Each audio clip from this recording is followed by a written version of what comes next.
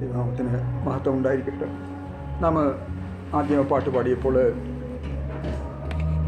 സ്തുതിച്ചിടുവീൻ കീർത്തനങ്ങൾ ദേവന് പാടിയിടുവീൻ, സ്തുതി ഉചിതം മനോഹരവും നല്ലതുമെന്നറിയുവീൻ. നമ്മൾ താഴത്തെ ചരണങ്ങളൊക്കെ പാടുമ്പോൾ ദേവാദിദേവൻ ഈ ഭൂമിയിൽ വന്നത് പാപിയെ തേടി വന്നു എന്ന് നാം പാടി. അവനെ മരിച്ചുയർത്ത് നമുക്ക് ജീവൻ തരുവാനായിട്ട് ഈ ഭൂമിയിൽ വന്നു എന്ന് നാം പാടി. നമുക്ക് രക്ഷ ഒരുക്കി അവൻ കാത്തിരിക്കുന്നുവെന്ന് നാം പാടി. എന്നാൽ യേശു കർത്താവ് ഈ ഭൂമിയിലേക്ക് പാപികളെ തേടി വരുവാനായിട്ടുള്ള കാരണം എന്തായിരുന്നു? നമ്മൾ ബൈബിളിൽ തുടർന്ന് വായിക്കുന്നുണ്ട്, യഹോവയായ ദൈവം തൻ്റെ രൂപത്തിലും സാദൃശ്യത്തിലും സൃഷ്ടിച്ച മനുഷ്യന് സാത്താൻ്റെ തന്ത്രത്തിൽ കുടുങ്ങി പാപം ചെയ്യുവാൻ ഇടയാകുകയും ദൈവത്തെ ധിക്കരിക്കുകയും ചെയ്തത് മൂലം ദൈവത്തിൻ്റെ നിയമം അതിന് മാറ്റമില്ല. ഒരു പാപം ചെയ്ത വ്യക്തി അതിന് ശിക്ഷ അനുഭവിച്ചേ മതിയാകുകയുള്ളൂ. അങ്ങനെ ആകുമ്പോൾ ഈ മനുഷ്യനെ ശിക്ഷിക്കുന്നതിന് പകരമായിട്ട് മനുഷ്യനെ വീണ്ടെടുപ്പാനായിട്ട് ഒരു രക്ഷാ പദ്ധതി യഹോവയായ ദൈവം ഒരുക്കി. അത് നാം പാടി, സ്വന്തം പുത്രനെ നമുക്ക് വേണ്ടി യാഗമായി തന്നുകൊണ്ട്. നാം അത് പാടി, സ്വന്തം പുത്രനെ യാഗമായിട്ട് നമുക്ക് തന്നതുകൊണ്ട് നാം ഇന്നും ജീവനോടെ ഈ ഭൂമിയിലായിരിക്കുന്നു. ഞാൻ ഇന്നത്തെ ചിന്തയ്ക്കായിട്ട് ഈ വാക്യം എടുത്തപ്പോൾ ഇത് തന്നെയാണ് ഞാൻ വാക്യം എടുത്തതും. ഈ റോമർക്ക് എഴുതിയ ലേഖനം, റോമൻസ് ചാപ്റ്റർ 8 വേഴ്സസ് 32. റോമർക്ക് എഴുതിയ ലേഖനം 8-ാം അധ്യായത്തിൻ്റെ 32-ാമത്തെ വചനം വായിക്കുന്നത്, സ്വന്തം പുത്രനെ ആദരിക്കാതെ നമുക്ക് എല്ലാവർക്കും വേണ്ടി ഏൽപ്പിച്ചു തന്നവൻ അവനോടുകൂടി സകലവും നമുക്ക് നൽകാതിരിക്കുമോ?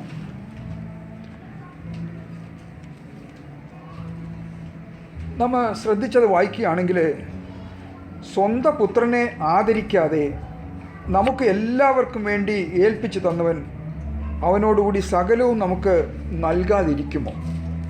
അപ്പോസ്തലനായ പൗലോസ് തൻ്റെ ജീവിതത്തിൽ അനുഭവിച്ച കഥയിൽ നിന്നും അനുഭവിച്ചിട്ടുള്ള സാരാംശത്തിൽ നിന്നും എടുത്ത് നമ്മളൊരു ചോദ്യം ചോദിക്കുകയാണ്, ഒരു ക്വസ്റ്റ്യൻ മാർക്ക് ഇട്ടിട്ട്. അങ്ങനെ നമുക്ക് നൽകാതിരിക്കുമോ? കാരണം അപ്പോസ്തലനായ പൗലോസിൻ്റെ ജീവിതത്തിൽ അത് ലഭ്യമായി കഴിഞ്ഞു, നിങ്ങൾക്കും അത് ലഭ്യമാകുവാനായിട്ട് ഇടയായിത്തീരണം.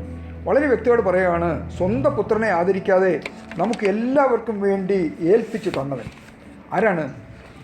അത് ഏൽപ്പിച്ചു തന്നവൻ സ്വർഗീയ പിതാവാണ്. ആ പിതാവ് അവനോടുകൂടി, ആ സ്വന്തം പുത്രനെ നമുക്ക് ഏൽപ്പിച്ച് തന്നപ്പോൾ ആ പുത്രനോട് കൂടി സകലവും നമുക്ക് നൽകാതിരിക്കുമോ? ഇവിടെ നാം വിട്ടുപോകുന്ന ചില വരികളുണ്ട്. അതുകൊണ്ടാണ് നാം പലപ്പോഴും നമുക്ക് ഒരു കൺഫ്യൂഷൻ ആകുന്നത്, ഇത് മനസ്സിലാകാനായിട്ട് ഇടയായിത്തീരാത്തത്. അതായത് സ്വർഗീയ പിതാവ് പറയുകയാണ്, ആരാണിത് തന്നത്? സ്വർഗീയ പിതാവാണ് ഈ പുത്രനെ ഏൽപ്പിച്ച് തന്നത്. ആ പുത്രനോട് കൂടിയാണ് നമുക്ക് സകലതും ഈ ഭൂമിയിൽ നൽകുന്നത്. അപ്പോൾ പുത്രനെ കൂടാതെ നാം അന്വേഷിക്കുന്ന കാര്യങ്ങൾ, പുത്രനെ കൂടാതെ നാം ഈ ഭൂമിയിൽ ചെയ്തു തീർക്കുന്ന കാര്യങ്ങൾക്കൊന്നും പിതാവിൻ്റെ മുമ്പിൽ യാതൊരു വിലയുമില്ല. പിതാവൊന്നും അത് പറഞ്ഞിട്ടല്ല നാം അത് ചെയ്യുന്നതോ അല്ലെങ്കിൽ ആ പ്രവൃത്തി നാം തികയ്ക്കുന്നതോ. എന്നാൽ ഈ പുത്രനോട് കൂടി സ്വർഗീയ പിതാവ് നമ്മെ ഏൽപ്പിക്കുന്ന ദൗത്യങ്ങൾ അത് പൂർണ്ണമായിട്ട് പിതാവ് ചെയ്തു തീർപ്പാനായും അവനതിനായിട്ടുള്ള എല്ലാ കാര്യങ്ങളും ചെയ്ത് കഴിഞ്ഞിരിക്കുന്നു എന്നാണ് നമ്മളെ ഓർപ്പിക്കുന്നത്. ആ സ്വന്തം പുത്രനെ നമുക്ക് തരികയും ആ പുത്രനോട് കൂടി തന്നെ സകലവും നമുക്ക് നൽകുവാനായിട്ട് അവന് താല്പര്യം തോന്നി. നമുക്കറിയാം, യേശു കർത്താവ് ഈ ഭൂമിയിൽ ആശ്ചര്യമായിട്ട് ജീവിച്ചിരുന്ന സമയത്ത് കർത്താവ് സ്നേഹിക്കുന്ന അനേക കുടുംബങ്ങളുണ്ടായിരുന്നു ഈ ഭൂമിയിൽ. കർത്താവ് ഈ കുടുംബങ്ങളെ ഒന്നും കണ്ടത് അവരുടെ ജീവിതത്തിൻ്റെ മഹിമ ഓർത്തിട്ടോ അവർ അന്നുവരെയും നടന്ന ആ ദൈവികമായ വെളിപാടനുസരിച്ച് അവർ നടന്നു എന്ന് കണ്ടോ ഒന്നുമല്ല. നമുക്കറിയാം, യേശു കർത്താവ് ഈ ഭൂമിയിലായിരുന്നപ്പോൾ ബെഥാന്യയിൽ ഒരു കുടുംബം ഉണ്ടായിരുന്നു. അവിടെ 3 സഹോദരങ്ങളുണ്ടായിരുന്നു, മാർത്ത, മറിയ, ലാസർ. ഈ മൂന്ന് സഹോദരങ്ങളെ നോക്കുമ്പോൾ അവർക്ക് ഇന്ന് നാം പറയുകയാണെങ്കിൽ ഒരു വളരെയധികം ദരിദ്രമായിട്ടുള്ള ഒരു ഭവനം. ദാരിദ്ര്യത്തിൽ കഴിയുന്ന ഒരു ഭവനം, അവർക്കങ്ങനെ സമ്പത്തോ അല്ലെങ്കിൽ ഒരു വലിയ ഭവനമോ എടുത്തു പറയുവാനായിട്ടുള്ള എന്തെങ്കിലും കാര്യങ്ങളോ അവർക്കില്ല, അവരുടെ ഭവനങ്ങളില്ല. എന്നാലേ അല്പത്തിൽ ഉള്ളതിൽ അവർ ജീവിച്ചു പോകുമ്പോൾ എന്തുകൊണ്ട് യേശു കർത്താവ് ഈ മാർത്തയുടെയും മറിയുടെയും ഈ ലാസറിൻ്റെയും ഈ കുടുംബത്തെ അല്ലെങ്കിൽ ഈ മക്കളെ സ്നേഹിപ്പാനായിട്ട് ഇടയായി തീർന്നു? വേറെ ഒരു മഹിമയും അവരുടെ ജീവിതത്തിൽ അവർ ചെയ്തു തീർത്ത നല്ല പ്രവൃത്തികൾ കണ്ടതുകൊണ്ട് സ്വർഗീയ പിതാവ് പുത്രനോട് പറഞ്ഞു, നീ അവരെ പോയി സ്നേഹിച്ചു എന്ന് പറഞ്ഞതല്ല. സ്വർഗീയ പിതാവ് ഈ ഭൂമിയിലായിരുന്നപ്പോൾ അവൻ കണ്ട കാര്യങ്ങളാണ്. അതായത് വേറെ ഒന്നുമല്ല. നാം ചിന്തിക്കുമ്പോൾ അവർക്കുണ്ടായിരുന്ന പ്രത്യേകത, അവർ കർത്താവിൻ്റെ സന്നിധിയിലേക്ക് കടന്നു വരുവാനും കർത്താവിൻ്റെ വചനം കേൾക്കുവാനും ആ വചനം കേട്ടത് മൂലം അവരുടെ ജീവിതത്തെ ക്രമപ്പെടുത്തുവാനും അവർക്ക് താല്പര്യമുണ്ടായി. ഇന്ന് നമ്മുടെയും ജീവിതത്തിൽ എന്തുകൊണ്ട് നമ്മുടെ ഭവനങ്ങളിൽ ഞാൻ ചിന്തിച്ചു, എന്തുകൊണ്ട് എൻ്റെയും നമ്മുടെ ഓരോരുത്തരുടെയും ഭവനങ്ങളിൽ യേശു കർത്താവിന് അധിക സമയം വന്നിരിപ്പാനായിട്ട് സാധിക്കുന്നില്ല? ചിലപ്പോൾ നാം പ്രാർത്ഥിക്കുന്നുണ്ടായിരിക്കാം, നാം ഭക്ഷണമൊക്കെയും വെടിഞ്ഞ് അങ്ങനെയൊക്കെയും ഈ കാര്യങ്ങളിലൊക്കെയും ഏർപ്പെടുന്നുണ്ടാകാം, ഫാസ്റ്റിങ്ങിലൊക്കെയും ആയിരിക്കാം, എല്ലാ കാര്യങ്ങളും നാം പുറമേ ചെയ്യുന്നുണ്ടാകാം. എന്നാൽ എൻ്റെയും നമ്മുടെയും ഭവനങ്ങളിൽ കർത്താവിന് അധിക സമയം വന്നിരിപ്പാനായിട്ട് സാധിക്കാത്തതിൻ്റെ കാര്യവും നാം ഈ വചനം ഏറ്റെടുപ്പാനായിട്ട് വിമുഖത കാണിക്കുന്നത് കൊണ്ട് തന്നെയാണ്. നാം ഈ വചനം എത്രമാത്രം അത് തിരസ്കരിക്കുന്നു, അല്ലെങ്കിൽ വചനത്തിന് നമ്മൾ പ്രാധാന്യം കൊടുക്കാതിരിക്കുന്നു, അത്രമാത്രം കർത്താവിന് ആ ഭവനത്തിലേക്ക് വസിപ്പാനായിട്ട് ഇടയായിത്തീരുന്നില്ല. എന്നൊരിക്കൽ കർത്താവ് അവിടുന്ന് വളരെ വേഗം പോകുന്നതായിട്ട് നമുക്ക് കാണുവാനായിട്ട് സാധിക്കും. അത് നമ്മുടെ ജീവിതത്തിലൂടെ നമുക്ക് ശ്രദ്ധിക്കാനായിട്ട് സാധിക്കും. നമ്മുടെ ജീവിതത്തിനെ നോക്കിയാൽ മതി, എന്തുകൊണ്ട് എൻ്റെ ഭവനത്തിൽ കർത്താവിന് അധിക സമയം ഇരിപ്പാനായിട്ട് സാധിക്കുന്നില്ല? ഞാൻ എത്രമാത്രം ഈ വചനത്തിന് അതിന് ഇമ്പോർട്ടൻസ് കൊടുക്കുന്നുണ്ട്? അതോ ഈ ലോക കാര്യങ്ങളാണോ എന്നെ അധികമായിട്ട് ഭരിക്കുന്നത്?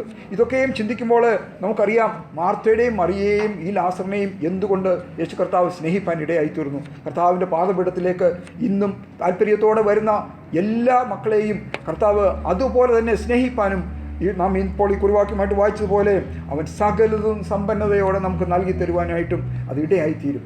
ഇന്ന് നമുക്ക് നമ്മോട് തന്നെ ചോദിക്കാം, കർത്താവേ, ഇന്ന് നീ നിൻ്റെ പുത്രനോടുകൂടി സകലവും നീ നൽകാമെന്ന് വാഗ്ദത്തം തന്നിട്ടുണ്ടല്ലോ.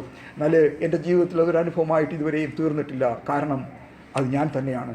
ഞാൻ നിൻ്റെ വചനത്തിന് പ്രാധാന്യം കൊടുക്കാതെ എൻ്റെ ഹിതപ്രകാരം ഞാൻ ഓരോ കാര്യങ്ങളും ചെയ്ത് മുൻപോട്ട് പോകുമ്പോൾ എൻ്റെ ഭവനത്തിൽ അധിക സമയം കർത്താവ് നിനക്ക് വന്നിരിപ്പാനായിട്ട് ഞങ്ങൾക്ക് സാധിക്കുകയില്ല. അത് ഞാൻ ഇന്ന് മനസ്സിലാക്കുന്നു.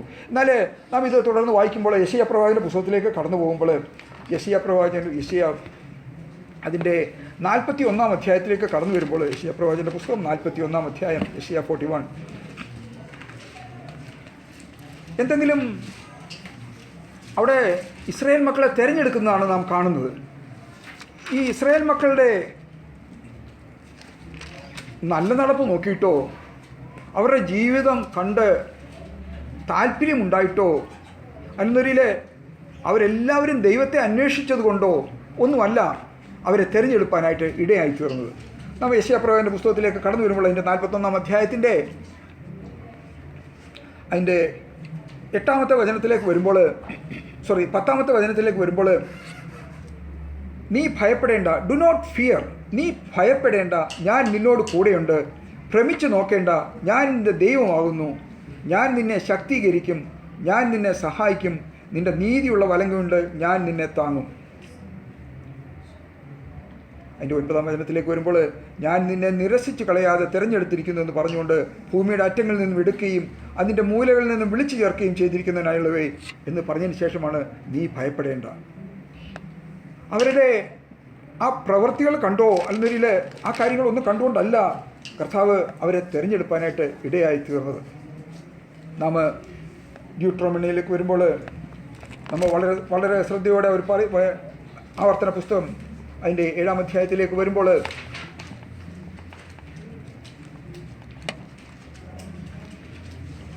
അവരുടെ ആയിരിക്കുന്ന അവസ്ഥയെക്കുറിച്ച് അവരെ തന്നെ ബോധ്യമാക്കുന്ന ഒരു കാര്യമുണ്ട്.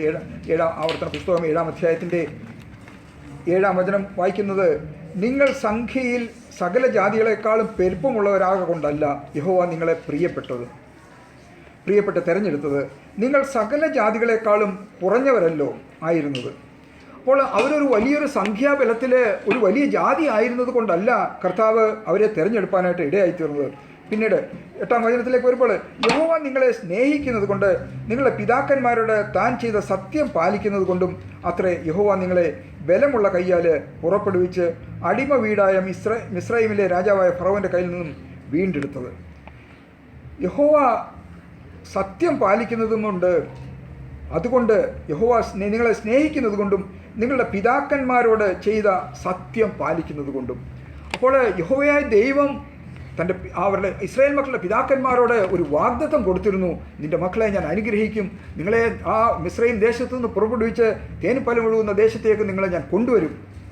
അല്ലാതെ ആ ജാതിയുടെ മഹത്വമോ അല്ലെ ആ മേന്മയോ അവരുടെ ജീവിതത്തിൻ്റെ ആ നല്ല നടപ്പോ നോക്കിയിട്ടല്ല യഹോവയായ ദൈവം അവരെ സ്നേഹിച്ചത്. പറയുകയാണ്, ഞാൻ നിങ്ങളെ സ്നേഹിക്കുന്നത് കൊണ്ടും നിങ്ങളുടെ പിതാക്കന്മാരോട് ഞാൻ ചെയ്ത സത്യം പാലിക്കുന്നത് കൊണ്ടുമാണ് ഞാനിപ്പോൾ ഈ പ്രവൃത്തി ചെയ്യുന്നത്. അതിൻ്റെ 9-ാം അധ്യായത്തിലേക്ക് വരുമ്പോൾ ഇസ്രായേലിൻ്റെ നീതി നിമിത്തം അല്ല എന്ന് വളരെ വ്യക്തമായിട്ട് പറയാണ് ഡ്യൂട്രോണമി ആവർത്തന പുസ്തകം 9-ാം അധ്യായത്തിൻ്റെ അതിൻ്റെ 4-ാം വചനത്തിലേക്ക് വരുമ്പോൾ നിൻ്റെ ദൈവമായ യഹോവ അവരെ നിൻ്റെ മുമ്പിൽ നിന്നും നീക്കിക്കളഞ്ഞ ശേഷം എൻ്റെ നീതി നിമിത്തം ഈ ദേശം കൈവശമാക്കുവാൻ യഹോവ എന്നെ കൊണ്ടുവന്നുവെന്ന് നീ നിൻ്റെ ഹൃദയത്തിൽ പറയരുത്. അവരെ കടന്നു വന്ന ആ ദേശത്തേക്ക് കടന്നു വന്നത് യഹോവ നിന്നെ കൊണ്ടുവന്നുവെന്ന് നിൻ്റെ ഹൃദയത്തിൽ പറയരുത്. കാരണം നിൻ്റെ നീതി പ്രവൃത്തി കൊണ്ടാണ് നിന്നെ യഹോവ ഇങ്ങോട്ട് വിളിച്ചുകൊണ്ട് വന്നത് എന്ന് നീ നിൻ്റെ ഹൃദയത്തിൽ പറയുവാനായിട്ട് ഇടയായി തീരരുത്. വീണ്ടും താഴെയൊക്കെ നീ അവരുടെ ദേശം കൈവശമാക്കുവാൻ ചെല്ലുന്നത് നിൻ്റെ നിമിത്തവും നിൻ്റെ ഹൃദയ പരമാർത്ഥ നിമിത്തവും അല്ല.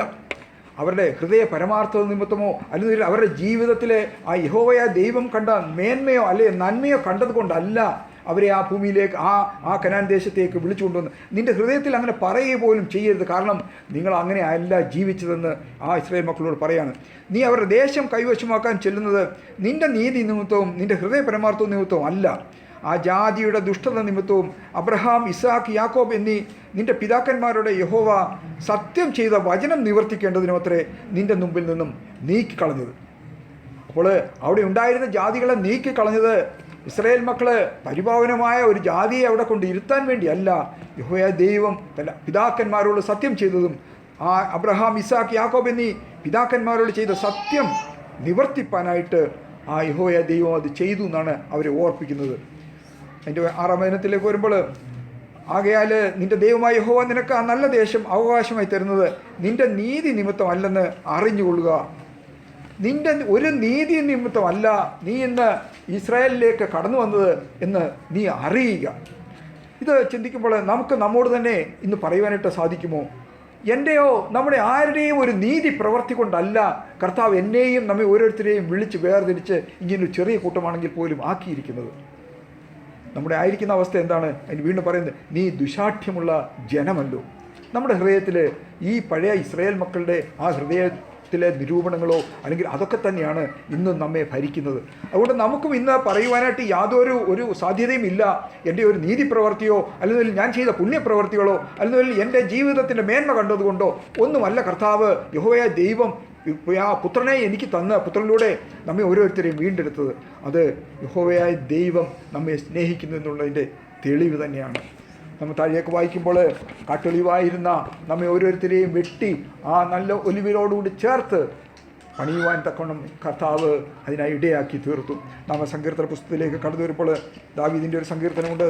സങ്കീർത്തന പുസ്തകം 145-ാം സങ്കീർത്തനത്തിലേക്ക് കടന്നു വരുമ്പോൾ 145-ാം സങ്കീർത്തനത്തിൻ്റെ അവസാനത്തിലേക്ക് വരുമ്പോൾ അതിൻ്റെ 18-19 വചനങ്ങൾ 145 Psalms 145 അതിൻ്റെ 18-ാമത്തെ വചനം, യഹോവ തന്നെ വിളിച്ചപേക്ഷിക്കുന്ന ഏവർക്കും സത്യമായി തന്നെ വിളിച്ചപേക്ഷിക്കുന്ന ഏവർക്കും സമീപസ്ഥനാവുന്നു. ദാവീദ് തൻ്റെ ജീവിതത്തിൽ അനുഭവിച്ചൊരു കാര്യം പറയുവാണ്. യഹോവ തന്നെ വിളിച്ചപേക്ഷിക്കുന്ന ഏവർക്കും സത്യമായി തന്നെ വിളിച്ചപേക്ഷിക്കുന്ന ഏവർക്കും സമീപസ്ഥനാവുന്നു. അതിൻ്റെ 19-ാം വചനം, തൻ്റെ ഭക്തന്മാരുടെ ആഗ്രഹം അവൻ സാധിപ്പിക്കും, അവരുടെ നിലവിളി കേട്ട് അവരെ രക്ഷിക്കും. ഇവിടെയും വീണ്ടും ഒരു ചോദ്യം നമുക്ക് ചോദിക്കാം. ഈ വിളിച്ച് അപേക്ഷിച്ച് കർത്താവ് നമ്മെ സ്വീകരിച്ച് മുൻപോട്ട് നടത്തുമ്പോൾ നാം നിലവിളിക്കേണ്ടതായിട്ടുള്ള ആവശ്യമുണ്ടോ? കർത്താവെല്ലാം നമുക്ക് തരികയില്ലേ? അല്ല. ഈ ദാവീദ് തൻ്റെ ജീവിതത്തിൽ പറയുകയാണ്, അവൻ തന്നെ വിളിച്ചപേക്ഷിക്കുന്ന ഏവർക്കും, സത്യമായി തന്നെ വിളിച്ചപേക്ഷിക്കുന്ന ഏവർക്കും അവൻ സമീപസ്ഥൻ തന്നെയാണ്. എന്നാലേ തൻ്റെ ഭക്തന്മാരുടെ ആഗ്രഹം അവൻ സാധിപ്പിക്കുന്നത് അവരുടെ നിലവിളി കേട്ടുകൊണ്ട് തന്നെയാണ്. ഇന്നും നാം കർത്താവിൻ്റെ സന്നിധിയിലേക്ക് കടന്നു ചെന്നിട്ട് നിലവിളിപ്പാനായിട്ട് ഇടയായിത്തീരുന്നുവെങ്കിൽ തീർച്ചയായിട്ടും എൻ്റെയും നമ്മുടെ ഓരോരുത്തരുടെയും പ്രാർത്ഥന വളരെ ശ്രദ്ധയോടുകൂടി തന്നെ അവൻ കേട്ടതാണ്, അവൻ അറിയാം. എന്നാലേ അത് നിവർത്തിച്ചു തരണമെന്നൊരിൽ നാം നിലവിളിയോടുകൂടി കണ്ണുനീരോടുകൂടി കർത്താവിൻ്റെ സന്നിധിയിലേക്ക് കടന്നു ചെന്നുവെങ്കിൽ മാത്രമേ ഉള്ളൂ. ഇവിടെയാണ് മാർത്തയുടെയും മറിയയുടെയും ലാസറിൻ്റെയും ഭവനത്തിലേക്ക് യേശു കർത്താവ് കടന്നു ചെല്ലുവാനായിട്ടുള്ള ഇടയായിത്തീർന്നതിൻ്റെ ഒരു സംഭവം നമുക്ക് മനസ്സിലാകുന്നത്. അവരുടെ നിലവിളി കേട്ടതുകൊണ്ട് അവരുടെ സ്വന്തം ജീവിതത്തിലേക്ക് നോക്കുമ്പോൾ അവർ പാപത്തിലാണ്, അല്ലെങ്കിൽ പാപത്തിൽ അകപ്പെട്ട് കിടക്കുകയാണെന്നുള്ള ബോധ്യമായതുകൊണ്ട് കർത്താവിൻ്റെ പാദപീഠത്തിലേക്ക് വരുവാനും ആ കർത്താവിൽ നിന്ന് കേൾക്കുവാനും കർത്താവിനോട് നിലവിളിക്കുവാനും അവർക്ക് യാതൊരു മടിയും ഉണ്ടായിരുന്നില്ല. ഇന്നും നമ്മൾക്ക് മടിയാണ്. കാരണം ഈ ഒരു നിലവിളിക്ക് വേണ്ടി കർത്താവിൻ്റെ സന്നിധിയിലേക്ക് കടന്നു ചെല്ലുവാനും കർത്താവിനോട് നിലവിളിക്കുവാനും ഇന്നും മടിയാണ് എങ്കിൽ കർത്താവ് പറയും, എൻ്റെ കൽപ്പനകളും അല്ലെങ്കിൽ ഞാൻ തന്നിരിക്കുന്ന എല്ലാ പ്രിവിലേജസും അവിടെ അങ്ങനെ തന്നെ നിൽപ്പുണ്ട്. നല്ലത് നിങ്ങൾക്ക് സ്വായത്തമാക്കണമെന്നൊരിൽ കർത്താവിൻ്റെ സന്നിധിയിലേക്ക് കടന്നു ചെന്നിട്ട് ഒരു നിലവിളിയോടും കണ്ണുനീരോടും കൂടി കർത്താവിനോട് യാചിപ്പാൻ തക്കോണം നമ്മെ ഓരോരുത്തരെയും അത് ഇടയാക്കട്ടെ. അവിടെയാണ് കർത്താവ് നമ്മുടെ ഓരോരുത്തരുടെയും നിലവിളി കേൾക്കുകയും അതിന് ഉത്തരമരുളുകയും ചെയ്യുന്നത്. ദാവീദ് തൻ്റെ ജീവിതത്തിലൂടെ നമ്മെ ഇന്നും കേൾപ്പിക്കുകയാണ്. നമ്മൾ മുമ്പോട്ട് കടന്നു പോകുമ്പോൾ അപ്പോസ്തലനായ പൗലോസിൻ്റെ ജീവിതത്തിലേക്ക് കടന്നു വരുമ്പോൾ അപ്പോസ്തലനായ പൗലോസും ഇതുപോലെ തൻ്റെ ജീവിതത്തിൽ ഇറങ്ങിത്തിരിക്കുമ്പോൾ വലിയ കാർക്കശക്കാരനും ബുദ്ധിമാനും അതുപോലെ ജീവിപ്പാനായിട്ടുള്ള എല്ലാ പ്രിവിലേജസും ഉള്ള മനുഷ്യനായിരുന്നു. അവന് സമ്പന്നനായിരുന്നു. അവനിങ്ങനെ ഇറങ്ങിത്തിരിച്ചിട്ട് ഈ ഭവിഷ്യത്വം അടികൊള്ളുവോ അല്ലെങ്കിൽ ഏതെങ്കിലും നാമത്തിന് വേണ്ടി ഇറങ്ങിത്തിരിക്കേണ്ട ഒരു ആവശ്യമുണ്ടായില്ല. എന്നാലേ അപ്പോസ്തലനായ പൗലോസ് തൻ്റെ ജീവിതത്തിലേക്ക് കടന്നു വരുമ്പോൾ പൗലോസിന് പറയുവാനുണ്ടായിരുന്ന ഒരു കാര്യമുണ്ട്. അപ്പോസ്തലനായ പൗലോസ് എഴുതിയ ലേഖനത്തിലേക്ക് കടന്നു വരുമ്പോൾ ഫസ്റ്റ് തീമോത്തിയോസിന് എഴുതിയ ലേഖനത്തിലേക്ക് കടന്നു വരുമ്പോൾ അതിൻ്റെ ഒന്നാം അധ്യായത്തിൻ്റെ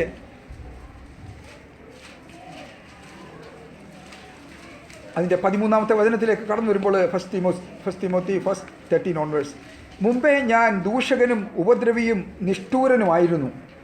പൗലോസ് ആയിരിക്കുന്ന കഥ അല്ലെന്നൊരിൽ തൻ്റെ ജീവിതത്തിൽ ഞാൻ എന്തായിരുന്നു എന്നുള്ളത് ഒരു മറവുമില്ലാതെ നമുക്കൊക്കെയും ഇത് പറയുവാനായിട്ട് മടിയായിരിക്കുമ്പോൾ പുസ്തകത്തിലെ പൗലോസ് പറയുകയാണ്, മുൻപേ ഞാൻ ദൂഷകനും ഉപദ്രവിയും നിഷ്ഠൂരനുമായിരുന്നു.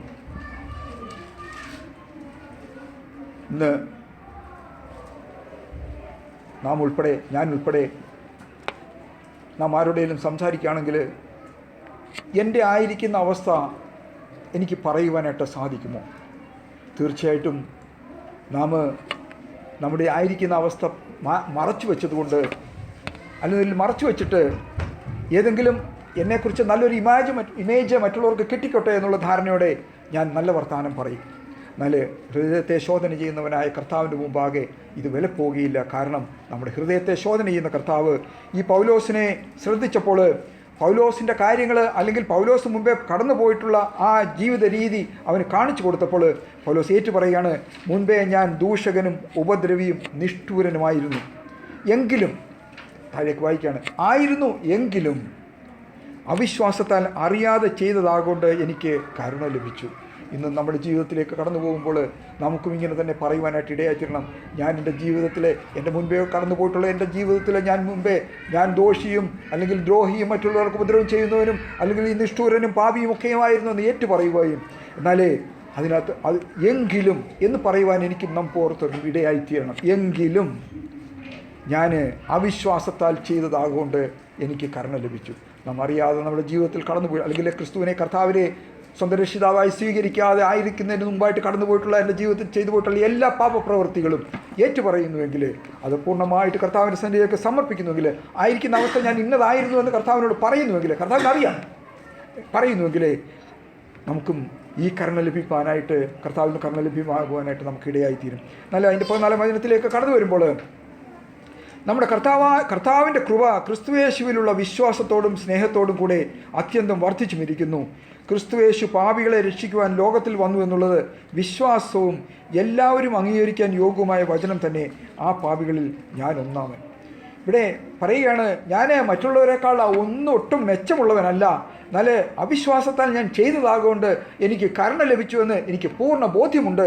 അത് വ്യക്തതയോടെയാണ് പൗലോസ് പറയുന്നത്. അല്ലെങ്കിൽ എനിക്ക് കരുണ ലഭിക്കുമായിരിക്കാം എന്നല്ല, എനിക്ക് കരുണ ലഭിച്ചു എന്ന് തന്നെയാണ് പറയുന്നത്. അവിടെ വ്യക്തതയുണ്ട്. നമ്മുടെയും ജീവിതത്തിൽ ഈ വ്യക്തത വേണം മുൻപോട്ട് കടന്നു പോകുവാനുണ്ട്. കാരണം നാം ഏറ്റുപറഞ്ഞ് ഉപേക്ഷിച്ച കാര്യങ്ങൾ ഇനിയും തൻ്റെ ജീവിതത്തിൽ, എൻ്റെയും നമ്മുടെ ജീവിതത്തിൽ അത് ഉണ്ടാകുവാൻ ഇടയായിത്തീരരുത്. അഥവാ കർത്താവെ അങ്ങനെ ഉണ്ടായാലും ഞാൻ നിലവിളിയോടുകൂടി നിൻ്റെ സന്നിധിയിലേക്ക് കടന്നു വന്ന് ഏറ്റുപറഞ്ഞ് ഉപേക്ഷിപ്പാനായിട്ട് കർത്താവെ എനിക്ക് ആ പരിശുദ്ധാത്മാവിനെ സഹായിക്കണമേ എന്ന് പറയുമ്പോൾ നമുക്കും പറയാം, ഞാൻ എൻ്റെ ജീവിതത്തിൽ ഞാൻ പാപികളിൽ ഒന്നാമൻ തന്നെയായിരുന്നു. എനിക്കത് പറയുന്നതിനകത്ത് ലജ്ജയില്ല. കാരണം ഞാൻ ഇന്ന് ഈ പാപിയുടെ കൂട്ടത്തിലല്ല ജീവിക്കുന്നത്. ഞാൻ കരുണ ലഭിച്ചവരുടെ കൂട്ടത്തിലേക്ക് ഞാൻ മാറിക്കഴിഞ്ഞിരിക്കുന്നു എന്ന് വ്യക്തതയോടെ പൗലോസ് പറയാണ്. അതിൻ്റെ 16-ാം വചനത്തിലേക്ക് വരുമ്പോൾ, എന്നിട്ടും യേശുക്രിസ്തു നിത്യജീവനായിക്കൊണ്ട് തന്നിൽ വിശ്വസിക്കുവാനുള്ളവർക്ക് ദൃഷ്ടാന്തത്തിനായി സകല ദീർഘക്ഷമയും ഒന്നാമനായി എന്നിൽ കാണിക്കേണ്ടതിന് എനിക്ക് കരുണ ലഭിച്ചു. ഇവിടെയും പാപികളിൽ ഒന്നാമനാണെന്ന് പറയുന്നതോടൊപ്പം തന്നെ പറയുകയാണ്, ഈ പാപികളിൽ ഒന്നാമനായിരുന്ന എന്നെ കർത്താവ് തൻ്റെ ദീർഘക്ഷമയും ദൃഷ്ടാന്തവും കാണിക്കുന്നതിന് വേണ്ടിയിട്ട് എന്നെ അതിൽ നിന്നൊക്കെയും ഒന്നാമനായിട്ട് തിരഞ്ഞെടുത്തു. നമ്മുടെ സാത്താൻ നമ്മോട് പറയുന്ന, അവൻ അക്യൂസ് ചെയ്യുന്നവനാണ്. എപ്പോഴും നമുക്കറിയാം സാത്താൻ അവന് എപ്പോഴും നമ്മുടെ ജീവിതത്തിലേക്ക് കടന്നു വരുന്നത് അക്യൂസിയേഷനുമായിട്ടാണ്. എന്നാലേ കർത്താവ് കടന്നു വരുന്നത് അങ്ങനെയല്ല. കർത്താവ് ഒരിക്കലും നമ്മെ അക്യൂസ് ചെയ്യുവാനായിട്ട് ഇടയായിത്തീരത്തില്ല, അങ്ങനെ പറയുകയുമില്ല. നല്ല തീർച്ചയായിട്ടും നമ്മളെ കൺസോൾ ചെയ്യുകയും അതിൽ നമ്മൾ ആ പാപത്തെക്കുറിച്ച് നമുക്ക് ബോധ്യം വരുത്തുകയും അത് ഏറ്റുപറഞ്ഞ് ഉപേക്ഷിക്കുമ്പോൾ ഒന്നാമനായിട്ട്, അല്ലെങ്കിൽ നീതിമാന്മാരിൽ ഒന്നാമനായിട്ട് നമ്മെ ഏറ്റെടുപ്പാൻ തക്കോണം അവൻ ഇന്നും കരുണയോടെ കാത്തിരിക്കുന്നു. എത്രമാത്രം നമുക്ക് കർത്താവിൻ്റെ സന്നിധിയിലേക്ക് കടന്നു ചെല്ലുവാൻ ഇടയായിത്തീരും. നാം ഗലാത്യർക്ക് എഴുതിയ ലേഖനത്തിലേക്ക് കടന്നു വരുമ്പോൾ വീണ്ടും നമ്മെ ബലപ്പെടുത്തുന്ന ഒരു വചനം കൂടിയുണ്ട്. ഗലേഷ്യൻസ് അതിൻ്റെ 2-ാം അധ്യായത്തിൻ്റെ അവിടെയും അപ്പോസ്തലനായ പൗലോസ് തൻ്റെ ജീവിതത്തിൽ പറയുകയാണ്, ഈ കാര്യങ്ങളൊക്കെയും പറഞ്ഞു, ഞാൻ പാപികൾ ഒന്നാമനായിരുന്നു, എന്നാൽ അവിടുന്നൊക്കെയും എന്നെ കർത്താവിൻ്റെ കൃപയാൽ ഞാൻ രക്ഷിക്കപ്പെട്ടു. എന്നാൽ ആ ഗലേഷ്യൻസ് 2:20 ഇങ്ങനെയാണ് വായിക്കുന്നത്, ഞാൻ ക്രിസ്തുവിനോടുകൂടി ക്രൂശിക്കപ്പെട്ടിരിക്കുന്നു, ഇനി ജീവിക്കുന്നത് ഞാനല്ല, ക്രിസ്തു അത്ര എന്നിൽ ജീവിക്കുന്നു. ഇപ്പോൾ ഞാൻ ജഡത്തിൽ ജീവിക്കുന്നതോ എന്നെ സ്നേഹിച്ച് എനിക്ക് വേണ്ടി തന്നെത്താൻ ഏൽപ്പിച്ചു കൊടുത്ത ദൈവപുത്രങ്കിലുള്ള വിശ്വാസത്താൽ അത്രേ ജീവിക്കുന്നത്. ഇന്നും നമ്മുടെ ജീവിതം മുൻപോട്ട് നാം കൊണ്ടുപോകുമ്പോൾ ഇങ്ങനെ നമുക്ക് പറയുവാനായിട്ട് ഇടയായിത്തീരണം. ഇന്ന് ജഡത്തിൽ ഞാൻ ജീവിക്കുന്നത് എന്നെ സ്നേഹിച്ച് എനിക്ക് വേണ്ടി തന്നെത്താൻ ഏൽപ്പിച്ചു കൊടുത്ത ദൈവപുത്രങ്കിലുള്ള വിശ്വാസത്താൽ അത്രേ ജീവിക്കുന്നത്.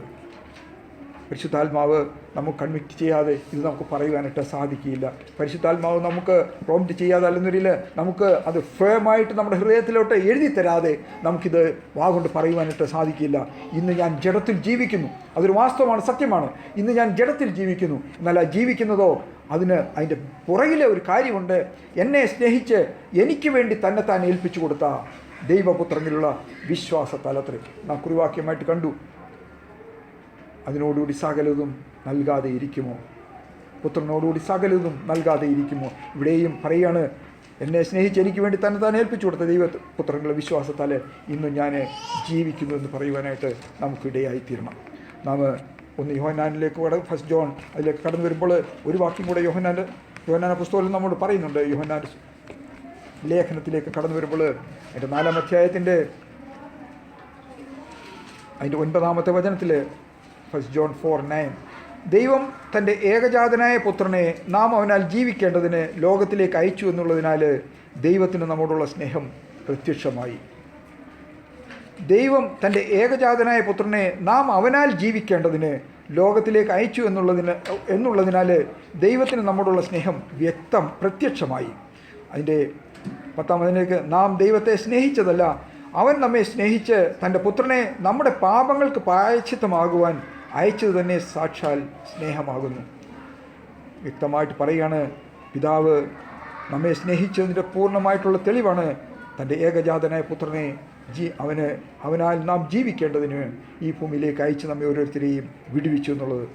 നാം ദൈവത്തെ സ്നേഹിച്ചതല്ല, അവൻ നമ്മെ സ്നേഹിച്ച് തൻ്റെ പുത്രനെ നമ്മുടെ പാപങ്ങൾക്ക് പ്രായശ്ചിത്തമാകുവാൻ അയച്ചത് തന്നെ സാക്ഷാൽ സ്നേഹമാകുന്നു. അതിൻ്റെ 8-ാം വചനത്തിലേക്ക് വീണ്ടും നാം കടന്നു വരുമ്പോൾ, ദൈവത്തെ സ്നേഹിക്കാത്തവൻ ദൈവത്തെ അറിഞ്ഞിട്ടില്ല, ദൈവം സ്നേഹം തന്നെ. ഇവിടെ വളരെ വ്യക്തതയോട് പറയുകയാണ്, എന്തിനാണ് സ്വർഗീയ പിതാവ് ഈ പ്രവൃത്തി ചെയ്തത്? തൻ്റെ ഏകജാതനായ പുത്രനെ ഈ ഭൂമിയിലേക്ക് അയച്ചത്. ദൈവം നമ്മെ ഓരോരുത്തരെയും സ്നേഹിക്കുന്നു. ദൈവം സ്നേഹം തന്നെയാണെന്ന് പുത്രനിലൂടെ നാം വ്യക്തതയോടെ മനസ്സിലാക്കുമ്പോൾ ആ ദൈവത്തെ സ്നേഹിപ്പാൻ നമുക്കിടയായിത്തീരും. അതിലൂടെ നാം ജീവൻ പ്രാപിപ്പാനായിട്ട് ഇടയായിത്തീരും. നാം മുമ്പോട്ട് കടന്നു പോകുമ്പോൾ നമുക്ക് അതിൻ്റെ 16-ാം വചനത്തിലേക്ക് കടന്നു വരുമ്പോൾ 4-ാം അധ്യായത്തിൻ്റെ 16. ഇങ്ങനെ ദൈവത്തിന് നമ്മോടുള്ള സ്നേഹത്തെ നാം അറിഞ്ഞും വിശ്വസിച്ചും ഇരിക്കുന്നു. ദൈവം സ്നേഹം തന്നെ. സ്നേഹത്തിൽ വസിക്കുന്നവന് ദൈവത്തിൽ വസിക്കുന്നു, ദൈവം അവനിലും വസിക്കുന്നു. ഇവിടെയും എങ്ങനെയാണ് ദൈവത്തിൽ നാം വസിക്കുകയും ദൈവം നമ്മിൽ വസിക്കുകയും ചെയ്യുന്നത്? ഈ ഒരൊറ്റ പ്രോസസ്സിങ്ങിലൂടെ മാത്രം. സ്നേഹത്തിൽ വസിക്കുന്നവന് ദൈവത്തിൽ വസിക്കുന്നു, ദൈവം അവനിലും വസിക്കുന്നു. നാം 4-ാം അധ്യായത്തിൻ്റെ 10-ാം വചനത്തിലേക്ക് കടന്നു വന്ന് നാം വായിച്ചു. നാം ദൈവത്തെ സ്നേഹിച്ചതല്ല, നാം ആരും ദൈവത്തെ സ്നേഹിച്ചതുകൊണ്ടല്ല, എന്നാലേ ദൈവം നമ്മെ ഓരോരുത്തരെയും സ്നേഹിച്ചതുകൊണ്ടാണ്. ആദിയിൽ തന്നെ ഏദൻ തോട്ടത്തിൽ വെച്ച് തന്നെ തെറ്റിപ്പോയ ഈ ജനത്തെ, ഈ മക്കളെ രക്ഷിപ്പാനായിട്ട് ദൈവം അന്ന് തന്നെ സ്നേഹമായിട്ട് അവരോട് കൂടെ ഉണ്ടായിരുന്നു. അവരെ പുറത്തേക്ക് തള്ളുമ്പോഴും ആ ദേശത്തു നിന്ന് അവരെ പുറം ആക്കുമ്പോഴും ദൈവം വീണ്ടും അവരോട് പറഞ്ഞു, ഞാൻ നിങ്ങളെ വീണ്ടും നിങ്ങളെ പൂർവ്വസ്ഥിതിയിലേക്ക് കൊണ്ടുവരും, നിങ്ങളെ തേനും പാലും ഒഴുകുന്ന ദേശത്തേക്ക് നിങ്ങളെ ഞാൻ കൊണ്ടുവരും. ആ ഒരു സ്നേഹം, ആ പിതാക്കന്മാർക്ക് കൊടുത്തിരിക്കുന്ന വാഗ്ദത്തം, അത് നിവർത്തിപ്പാനായിട്ടാണ് ഇസ്രായേൽ മക്കളെ വീണ്ടും തിരഞ്ഞെടുത്തത്. നമ്മെ ഓരോരുത്തരെയും ഇന്ന് തിരഞ്ഞെടുത്തിരിക്കുന്നത് നമ്മുടെ പിതാക്കന്മാർക്ക് കൊടുത്ത വാഗ്ദത്തങ്ങളായിരിക്കാം. എന്നാൽ അതിൽ നാം മാറിപ്പോകാനായിട്ട് നമുക്ക് ഇടയായിത്തീരും. നമ്മുടെ ഇഷ്ടപ്രകാരം നമുക്ക് അതിലോട്ട് കടന്നു വരികയോ കടന്നു പോകാതിരിക്കുകയോ ചെയ്യാം. ഇസ്രായേൽ മക്കൾ ആ ദൈവത്തോട് വിരോധമായിട്ട് നിന്നതുപോലെ തന്നെ, അല്ലെങ്കിൽ അവൻ്റെ പ്രവൃത്തിയിൽ അവൻ വിശ്വസിക്കാതിരുന്നത് പോലെ തന്നെ നമുക്കും അവിശ്വാസത്താൽ നമുക്കിതിൽ നിന്ന് മാറിപ്പോകാനായിട്ട് ഇടയായിത്തീരും. എന്നാൽ എത്രമാത്രം നമ്മെ സ്നേഹിക്കുന്നുവെന്ന് കാണിപ്പാനായിട്ടാണ് പുത്രനെ, ഏകജാതനായ പുത്രനെ നമുക്ക് വേണ്ടി യാഗമായി തന്നത്. നമ്മൾ സദൃശവാക്യത്തിലേക്ക് കടന്നു വരുമ്പോൾ, എന്നെ സ്നേഹിക്കുന്നവരെ ഞാൻ സ്നേഹിക്കുന്നു, എന്നെ അന്വേഷിക്കുന്നവൻ എന്നെ കണ്ടെത്തും. സദൃശവാക്യങ്ങൾ പ്രോവേർബ്സ് 8-17 വാക്യത്തിലേക്ക് നാം വായിക്കുന്നുണ്ട്. എന്നെ സ്നേഹിക്കുന്നവരെ ഞാൻ സ്നേഹിക്കുന്നു, എന്നെ ജാഗ്രതയോടെ അന്വേഷിക്കുന്നവർ എന്നെ കണ്ടെത്തും. നമ്മുടെയും ആവശ്യം ഇത് തന്നെയാണോ? നാം ഇന്ന് ജാഗ്രതയോടെയാണോ കർത്താവിനെ അന്വേഷിക്കുന്നത്? എങ്കിൽ പൂർണ്ണമായിട്ടും അവൻ നമുക്ക് വെളിപ്പെടുകയും ആ കർത്താവ് നമ്മെ അറിയുവാനായിട്ട് ഇടയായിത്തീരും.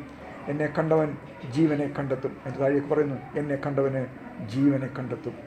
കർത്താവിനെ കർത്താവിനെ രുചിച്ചറിഞ്ഞവരും ജീവനിലേക്ക് കടന്നു പോകാനായിട്ട് ഇടയായിത്തീരും. ആത്മീകമായി ഈ ഭൂമിയിൽ അക്ഷരികമായി നാം ഈ ഭൂമിയിലായിരിക്കുമ്പോഴും നാം മുൻപോട്ട് കടന്നു പോകുമ്പോൾ, യോഹന്നാന്റെ സുവിശേഷത്തിൽ 12-ാം അധ്യായത്തിൻ്റെ 3-ാം വാക്യത്തിൽ മറിയ സ്വച്ഛജടമാതി മാംസ തൈലമെടുത്ത് പൊട്ടിച്ചിട്ട് കർത്താവിൻ്റെ കാൽക്കൽ ഒഴിക്കുന്നതായിട്ട് നമുക്ക് കാണുവാനായിട്ട് കഴിയും. എന്നാൽ എത്ര വ്യക്തതയോടെയാണ് ആ സഹോദരി അത് ചെയ്തത്. മറ്റുള്ളവരെ ആരെയും വകവെക്കാതെ, അല്ലെങ്കിൽ മറ്റുള്ളവരെ എന്തു പറയുമെന്ന് നോക്കാതെ, അല്ലെങ്കിൽ മറ്റുള്ളവരുടെ മനോഭാവം എന്താണെന്ന് ശ്രദ്ധിക്കാതെ തന്നെ ആ സഹോദരിക്ക് അത് ചെയ്യുവാൻ ഇടയായിത്തീർന്നതിൻ്റെ വ്യക്തത ഇവിടെ നിന്നാണ് ലഭിച്ചത്. വേറെയൊന്നുമല്ല, കർത്താവ് അവളെ സ്നേഹിക്കുന്നുവെന്നും കർത്താവിൻ്റെ സന്നിധിയിലേക്ക് കടന്നു വരുമ്പോൾ അവളെ തള്ളിക്കളയില്ല എന്നുള്ള പൂർണ്ണ ബോധ്യമുള്ളത് കൊണ്ടാണ് അവൾ അത്രമാത്രം വിലയേറിയ തൈലം കർത്താവിൻ്റെ കാൽക്കൽ പൊട്ടിച്ചൊഴിപ്പാനായിട്ട് ഇടയായി തീർന്നത്. അങ്ങനെ ആ തൈലം പൊട്ടിച്ചപ്പോൾ അതുവരെയും ആ ബോട്ടിൽ ഫേമായിട്ട് ഇരുന്ന ആ തൈലം അത് പൊട്ടിച്ച് കർത്താവിൻ്റെ കാൽക്കൽ ഒഴിച്ചപ്പോൾ കർത്താവ് അവളെ അനുഗ്രഹിക്കുക മാത്രമല്ല, അവിടെ ചുറ്റുമുണ്ടായിരുന്ന എല്ലാ മക്കളും അതിൻ്റെ പരിമളമായിട്ടുള്ള സൗരഭ്യം അനുഭവിപ്പാനായിട്ടായി തീർന്നു. നമ്മുടെ ജീവിതത്തിലേക്ക് കടന്നു വരുമ്പോൾ ഇങ്ങനെ പലപ്പോഴും നമ്മുടെ ജീവിതത്തിൽ നാം ഇരിക്കുന്ന ആരും ദൈവം അല്ലെങ്കിൽ നമ്മെ ഓരോരുത്തരെയും വിളിച്ചത് നമ്മുടെ നീതിപ്രവൃത്തി പുണ്യപ്രവൃത്തികളൊന്നും കൊണ്ടല്ല. എന്നാലേ നമുക്ക് ഫേമായിട്ട് നമ്മുടെ ഹൃദയത്തിൽ ആ താല്പര്യത്തോടെ കർത്താവിൻ്റെ സന്നിധിയിലേക്ക് കടന്നു വരുമ്പോൾ ആ സ്ത്രീ ചെയ്തതുപോലെ തന്നെ ആ പരിമള തൈലം പൊട്ടിച്ച് കർത്താവിൻ്റെ കാൽക്കൽ ഒഴിക്കുമ്പോൾ അത് നമുക്ക് തന്നെയല്ല അനുഗ്രഹം വരുത്തുന്നത്, അവിടെ കൂടിയിരിക്കുന്ന എല്ലാവരും അനുഗ്രഹിക്കപ്പെടുവാൻ ഇടയായിത്തീരും. ആ സൗരഭ്യം അനുഭവിപ്പാൻ ഇടയായിത്തീരും. നമ്മുടെയും ജീവിതത്തിൽ നമ്മെക്കുറിച്ച് കർത്താവ് ആഗ്രഹിക്കുന്നത് ഇത് തന്നെയാണ്. നാം തന്നെ അനുഗ്രഹം പ്രാപിച്ചുകൊണ്ട് കടന്നു പോകുക എന്നുള്ളതല്ലാതെ നമ്മുടെ ചുറ്റുമായിരിക്കുന്നവരൊക്കെയും അനുഗ്രഹത്തിലൂടെ കടന്നു പോകുവാൻ തക്കണം. കർത്താവേ, ഈ രാത്രികാലം ഞങ്ങളെ സഹായിക്കണമേ എന്ന് നമുക്ക് ഹൃദയത്തിൽ നമുക്ക് ദൈവത്തോട് പ്രാർത്ഥിക്കാം. നാം യോഹന്നാന്റെ സുവിശേഷത്തിലേക്ക് കടന്നു 3-ാം അധ്യായത്തിൻ്റെ ഒരു വാക്യമുണ്ട്, എല്ലാവരും വളരെ പ്രാധാന്യത്തോടെ പറയുന്ന ഒരു വാക്യമുണ്ടല്ലോ. യോഹന്നാന്റെ സുവിശേഷം 3-ാം അധ്യായത്തിൻ്റെ അതിൻ്റെ 16-ാമത്തെ തൻ്റെ 3-ാം അധ്യായത്തിൻ്റെ 16-ാമത്തെ അവൻ നമുക്ക് വേണ്ടി തൻ്റെ പ്രാണനെ വെച്ചു കൊടുത്തതിനാൽ നാം സ്നേഹം എന്തെന്ന് അറിഞ്ഞിരിക്കുന്നു. നാം സഹോദരന്മാർക്ക് വേണ്ടി പ്രാണനെ വെച്ചു കൊടുക്കേണ്ടതാകുന്നു. എവിടെയാണ് സൗരഭ്യവാസന പരക്കുവാനിടയായിത്തീരുന്നത്? നാമും നമ്മുടെ സഹോദരങ്ങൾ നാം മാത്രം അനുഗ്രഹം പ്രാപിച്ചുകൊണ്ട് കടന്നു പോകുന്നവരായിട്ടല്ല, എന്നാലും നമ്മുടെ ചുറ്റുമായിരിക്കുന്നവരൊക്കെയും ഈ സൗരഭ്യവാസനെ അനുഭവിപ്പാനായിട്ട് ഇടയായിത്തീരണം. നാം ശിവപ്രവാചകന്റെ പുസ്തകത്തിൽ നാം വാക്കിയും, നീ ഭയപ്പെടേണ്ട, ഭ്രമിച്ചു നോക്കേണ്ട, ഞാൻ നിന്നെ ശക്തീകരിക്കും, ഞാൻ നിന്നെ സഹായിക്കും. എവിടെയാണ് നമ്മുടെ ജീവിതത്തിൽ അങ്ങനെ ഒരു കരച്ചിലുണ്ടോ? ഇന്നിൻ്റെയും നമ്മുടെ ജീവിതത്തിൽ അങ്ങനെ ഒരു കരച്ചിലുണ്ടെങ്കിൽ അവൻ്റെ നീതിയുള്ള വലം കൈ ഇന്നും നമ്മെ താങ്ങുവാനായിട്ട് അവൻ ഒരുങ്ങിയിരിക്കുകയാണ്. ഞാൻ നിന്നെ ശക്തീകരിക്കും, ഞാൻ നിന്നെ താങ്ങും, ഞാൻ നിന്നെ ബലപ്പെടുത്തും. എന്നാലേ നമ്മുടെ ആ ഒരു നിലവിളിക്ക് വേണ്ടി അവൻ ശ്രദ്ധിക്കുകയാണ്.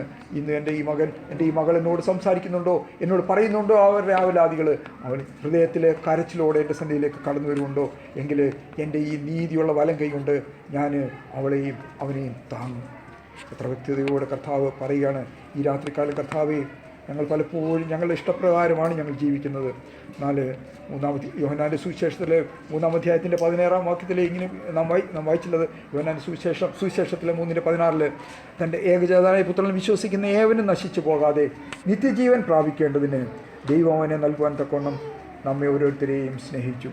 തൻ്റെ ഏകജാതനായ പുത്രനിൽ വിശ്വസിക്കുന്ന ഏവനും നശിച്ചു പോകാതെ നിത്യജീവൻ പ്രാപിക്കേണ്ടതിന് ദൈവം അവനെ നൽകുവാൻ തക്കവണ്ണം ലോകത്തെ സ്നേഹിച്ചു.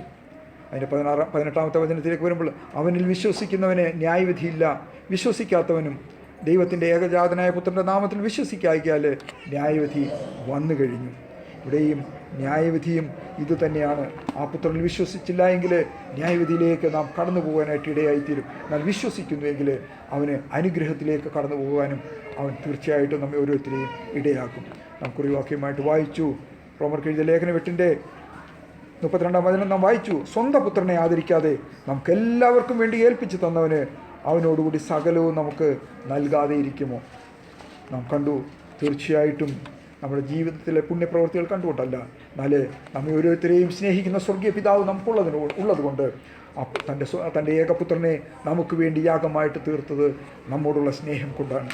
എന്നാൽ അതിൻ്റെ 28-ാമത്തെ വചനത്തിലേക്ക് വരുമ്പോൾ, എന്നാൽ ദൈവത്തെ സ്നേഹിക്കുന്നവർക്ക് നിർണയപ്രകാരം വിളിക്കപ്പെട്ടവർക്ക് തന്നെ സകലവും നന്മയ്ക്കായി കൂടി വ്യാപരിക്കുന്നുവെന്ന് നാം അറിയുന്നു.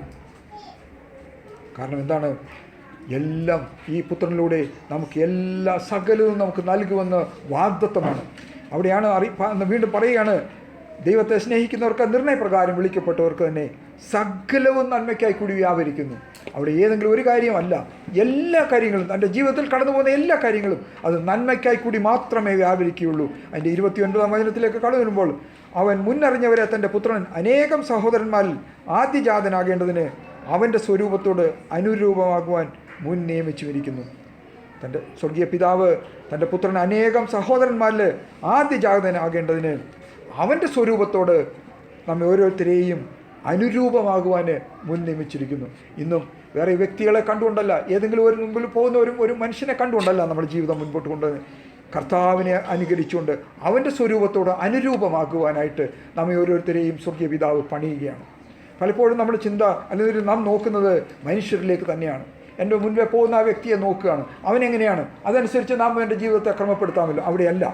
പലപ്പോഴും നാം മറ്റുള്ളവരെ, മനുഷ്യരെ താരതമ്യപ്പെടുത്തിയിട്ട് നമ്മുടെ ജീവിതം മേന്മയുള്ളതാണെന്ന് പറയുന്നതിനുപരി കർത്താവിൻ്റെ ആ സ്വരൂപത്തോട് അനുരൂപമാകുവാനായിട്ട് എൻ്റെ ജീവിതത്തിൽ എന്താണ് ഇന്ന് കുറവുള്ളത്, കർത്താവിൻ്റെ സ്വരൂപത്തോട് അനുരൂപമാകുവാനായിട്ട് എൻ്റെ ജീവിതത്തിൽ എന്താണ് ഇന്ന് ലാക്കിംഗ് ആയിട്ട് നിൽക്കുന്നത്, എന്താണ് ഞാൻ മുൻപോട്ട് ഓടേണ്ടത്, അത്രമാത്രം ആ കർത്താവിനെ നോക്കിക്കൊണ്ട് ഓടുമ്പോൾ നമുക്ക് പരാതികൾ ഉണ്ടാകുകയില്ല, പരിഭവം ഉണ്ടാകുകയില്ല, മറ്റുള്ള ആരോടും നമുക്ക് ഒരു വിദ്വേഷവും ഉണ്ടാകുകയില്ല. കാരണം നാം ആ മനുഷ്യനെ നോക്കിക്കൊണ്ടല്ല, ഏതെങ്കിലും ഒരു മനുഷ്യനെ അല്ലെങ്കിൽ ഏതെങ്കിലും ഒരു വ്യക്തിയെ നോക്കിക്കൊണ്ടല്ല നമ്മുടെ ഓട്ടം ഇന്ന് പൂർത്തീകരിക്കേണ്ടത്. സ്വർഗീയ പിതാവ് പറയുന്നു, തൻ്റെ പുത്രനെ നോക്കിക്കൊണ്ട്, ആ പുത്രനെ നോക്കിക്കൊണ്ട് അവൻ്റെ സ്വരൂപത്തോടെ എന്നെയും നമ്മെ ഓരോരുത്തരെയും അനുരൂപമാക്കുവാനായിട്ട് ഇന്നും അവിടുന്ന് നമ്മെ സ്നേഹത്തോടെ വിളിക്കുകയാണ്. സഹോദര, ഇന്ന് എൻ്റെയും നമ്മുടെ ഓട്ടം ഇന്നെവിടെ വരെ ആയിട്ടുണ്ട്, ഇന്നെവിടെയാണ് പോയി നിൽക്കുന്നത്? ഇന്നും ഈ സ്വർഗീയ പിതാവ് പറഞ്ഞതുപോലെ പുത്രൻ്റെ സ്വരൂപത്തോടെ അനുരൂപമാകുവാനായിട്ട് എന്താണ് എൻ്റെ ജീവിതത്തിൽ കുറവുള്ളത്? തീർച്ചയായിട്ടും അത് കാണിച്ചു തരുമ്പോൾ, അത് കാണുമ്പോൾ കർത്താവെ, ഇന്നും കരച്ചിലോടുകൂടി തന്നെ, നിലവിളിയോടുകൂടി തന്നെ നിൻ്റെ സന്നിധിയിലേക്ക് കടന്നു വരുവാൻ കർത്താവെ ഞങ്ങളെ ഇടയാക്കണമേ എന്നുള്ള നമുക്ക് പ്രാർത്ഥനയുടെ ആയിരിക്കാം. അവിടെ ദൈവം നമ്മെ അനുഗ്രഹിക്കാനായിട്ട് ഇടയായിത്തീരും. അങ്ങനെ ഒരു വഴി മാത്രമേ കർത്താവ് നമുക്ക് വെച്ചിട്ടുള്ളൂ. തീർച്ചയായിട്ടും ആ വഴിയിലൂടെ തന്നെ സഞ്ചരിക്കാനായിട്ട് കർത്താവ് നമ്മെ എല്ലാവരെയും പരിശുദ്ധാത്മാവിൽ സഹായിക്കട്ടെ എന്ന് പ്രാർത്ഥിക്കും.